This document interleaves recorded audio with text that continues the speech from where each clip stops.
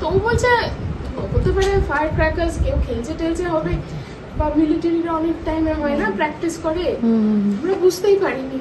হুট করে দেখলাম আমার বাচ্চাটাকে আমার হাজবেন্ড এভাবে টেনে, আর আগের দিনে যেহেতু বৃষ্টি হয়েছে ওখানে কাদাও ছিল, আমার বাচ্চাটাকে টেনে দেখছে করে চেতে চেতে যাচ্ছে।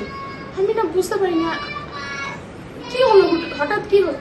আমি পেছনে যখন ঘুরি তখন দেখি ডিস্টেন্স ছিল ধরুন আমি আপনি, একটা লোক রান করছে এভাবে মেরে দিল, তখন দেখি আমার হাজব্যান্ড অলরেডি ডেড, মানে অলরেডি ওর মাথা পড়ে গেছে। তখন আমি ভেবেছি হয়তো সেন্সলেস আছে, ওকে ওঠানো যাবে, ওকে জল খাওয়ানো, বুকে প্রেস করা, তারপরে মাউথ টু মাউথ যেগুলো যতটুকু আমার সেন্স আছে ওগুলো করেছি, but there was no response.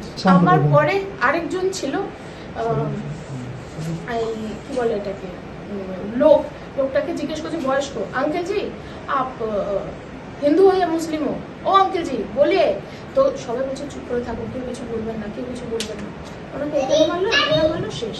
তারপর আরেকজনের কাছে গেল, ওই লোকটাকে आप हिंदू हो या मुस्लिम हो, कलमा आता है, कलमा बोलिए, कलमा किसको पढ़ना आता है, ठीक है।